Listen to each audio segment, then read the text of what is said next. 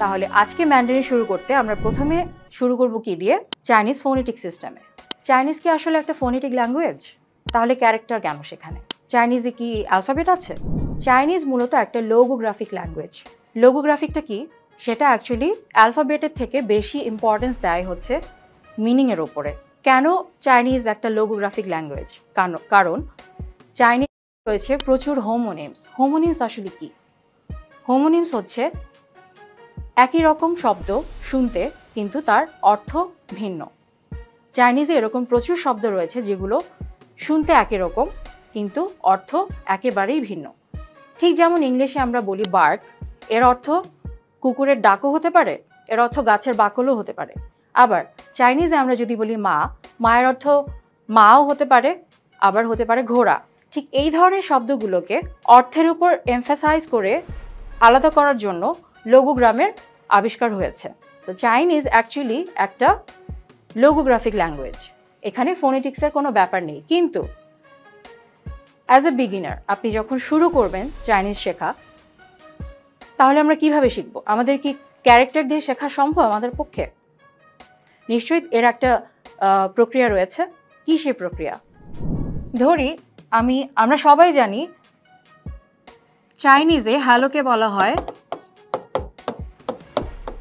নিহাও।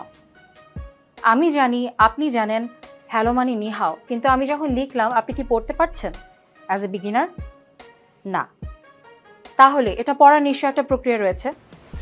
সেই প্রক্রিয়ার দিকেই যদি আমরা এখন যাই, এই প্রক্রিয়াটির নাম হচ্ছে ফিনিন। ফিনিন কি? ফিনিন হচ্ছে রোমানাইজ প্রোনাউন্সিয়েশন সিস্টেম। ঠিক যেমন করে আমরা বাংলিশ লিখি, ঠিক সেরকম করে রোমান লেটারে আমরা চাইনিজ শেখা শুরু করি।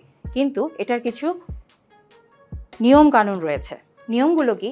এর 3টা পার্ট রয়েছে: ইনিশিয়ালস, ফাইনালস এবং টোনস।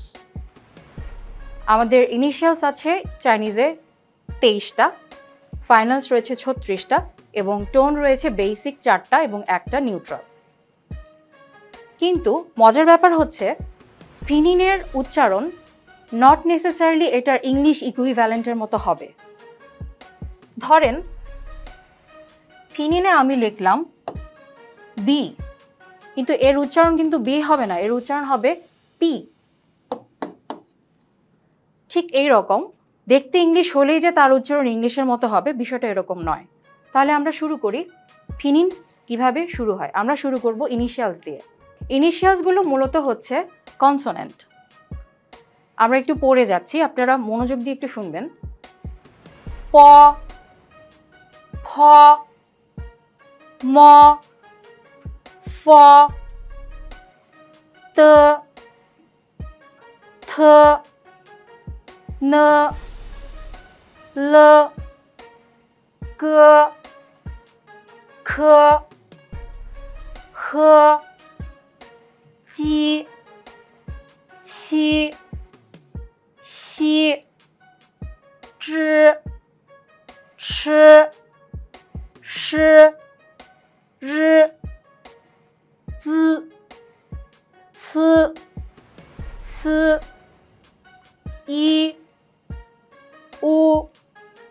কি মনে হচ্ছে? ইংলিশের মতো? মোটেই না। আমার সাথে চেষ্টা করুন, পার্থক্যগুলো একটু বুঝিয়ে দিচ্ছি। প্রথমটা হচ্ছে প, প, তারপরটা ফ। বাংলায় আমরা যেমন করে বলি ফুল, ফুল, ফুল কিন্তু নয়, ফুল, ঠিক সেরকম। ম, এরপর আছে ফ। আমাদের সবচেয়ে বেশি কনফিউশন তৈরি হয় ফ এবং ফ বলার সময়। আমরা ফকে ফ বলি, ফকে ফ বলি, কিন্তু পার্থক্যটা আমি একটু দেখিয়ে দিই। আমি একটা কাগজ নিচ্ছি, আমরা যখন ফ বলবো, ফ, বাতাসে কাগজটা নড়ে গেল।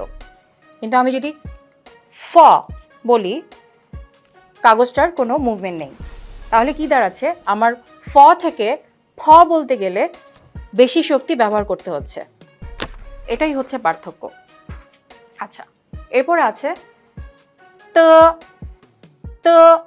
এখানে একটা ব্যাপার খেয়াল করুন, প্রথম লাইনে যে কটা লেটার আমরা দেখছি সবগুলো কিন্তু একই জায়গা থেকে উৎপন্ন, সবগুলোই ওষ্ঠ বর্ণ, প ফ ম ফ, ঠিক আমাদের বাংলায় যেরকম করে আছে। আবার যদি সেকেন্ড লাইনে যাই, সবগুলোই দাঁতের অগ্রভাগ থেকে উৎপন্ন হচ্ছে, ত থ ন ল। তৃতীয় লাইনে যাই, সবগুলো কণ্ঠ থেকে উৎপন্ন হচ্ছে, ক খ খ। এবারে আসি, চি ছি, জিভের অগ্রভাগ থেকে হচ্ছে, চি ছি সি। এই বর্ণটা সবার কাছেই খুব বেশি জটিল মনে হয়, কারণ এটা বাংলা বর্ণমালায় নেই, ইংরেজিতেও নেই। তাহলে এটার উচ্চারণ কি? সি নাকি সি নাকি সি? এটা মূলত সি এবং সি এর মধ্যবর্তী একটা শব্দ, সি সি। এই সি এর উচ্চারণ তাহলে কিরকম হবে? যেহেতু এটা দাঁতের অগ্রভাগ থেকে হচ্ছে, চি ছি সি, আপনার জিভটাকে একটু নিচে নিয়ে গিয়ে দাঁতের অগ্রভাগে থেকে উচ্চারণ করতে হবে, সি সি। তারপরে আছে চ ছ স র। এই লাইনের বর্ণগুলো দাঁত থেকেই উৎপন্ন হবে, কিন্তু আপনার জিভটা একটু কার্ল আপ করতে হবে, একটু ভারী হয়ে আসবে। খেয়াল করুন, চ স স র। ওকে, এরপরে যেটা আছে সেটা হচ্ছে চ ছ স। এটা খুবই সহজ, যেভাবে করে আমরা বাংলায় বলি স। কিন্তু এই দুটোর পার্থক্যটা কি? আমরা পিৎজা কি করে বলি? পিৎজা, পিৎজা, চ চ। জি বলার আগে আমাকে কিন্তু ডি বলতে হচ্ছে, পিৎজা পিৎজা। একই রকম সি স বলতে গেলে আমার আগে টি বলতে হচ্ছে, জাস্ট লাইক সুনামি, সুনামি। আবার চেষ্টা করি, চ ছ স। শেষের দুটো এরা বেসিকলি সেমি ভাওয়েল, কিন্তু ভাওয়েল হিসেবে এদেরকে ব্যবহার করা যায় না, দ্যাটস ওয়াই ওরা ইনিশিয়ালসে চলে এসেছে, ই উ। ওকে, এবার আমরা বাংলা ছাড়া একটু প্র্যাকটিস করি। প ফ ম ফ ত থ ন ল ক খ খ চি ছি সি চ শ স র চ ছ স ই উ। এরপরে আসছে ফাইনালস। আমাদের ফাইনালস আছে 36টা, তার মধ্যে সিম্পল ফাইনালস কোনগুলো? যেগুলো শুধুমাত্র সিম্পল ভাওয়েল। ইংরেজিতে আমাদের ভাওয়েল আছে 5টা, এখানে আছে আমাদের ভাওয়েল 6টা। কি কি সেগুলো একটু দেখি। আ, ও, ও, ই, উ, ই, আ, ও, ও। এটা কিন্তু ই নয়, ও, ই, উ। সবচেয়ে শেষেরটা হচ্ছে আমাদের ক্ষেত্রে একেবারেই নতুন, ই। ই কিভাবে বলতে হবে? আপনি ই দিয়ে শুরু করে উতে গিয়ে শেষ হবে, ই ই।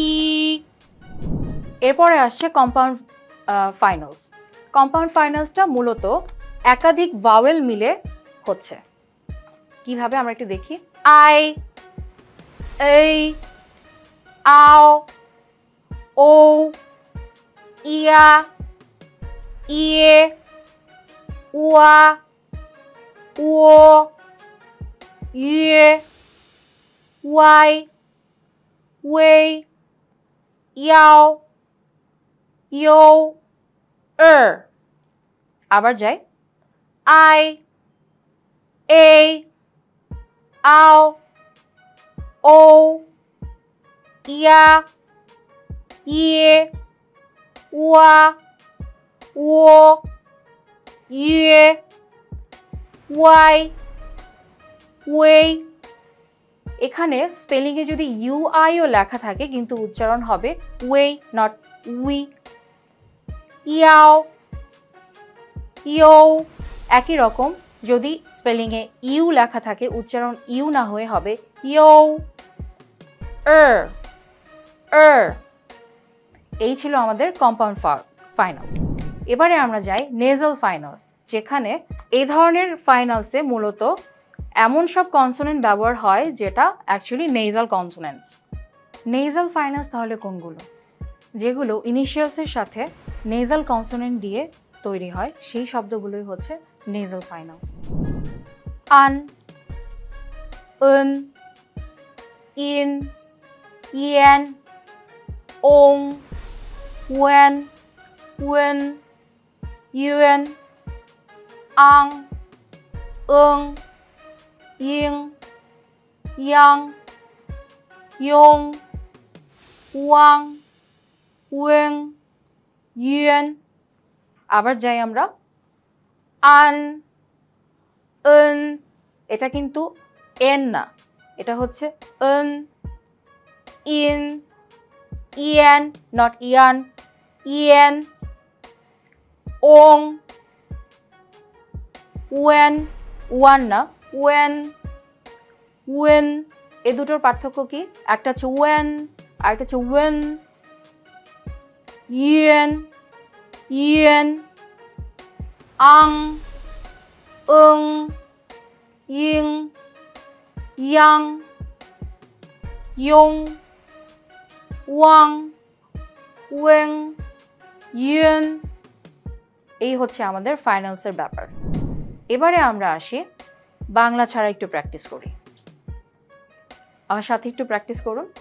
আন, উন, ইন, আই, এই, আও, ও, আন, উন, আং, ওং, ই, ইয়া, ইয়ে, ইয়াও, ইয়ো, ইয়েন, ইন, ইয়াং, ইং, ইয়ং, ও, ওং, উ, ওয়া, ও, ওয়াই, ওয়ে, ওয়েন, ওয়েন, ওয়াং, ওয়েং, ই, ইয়ে, ইয়েন, ইয়েন। এই হচ্ছে আমাদের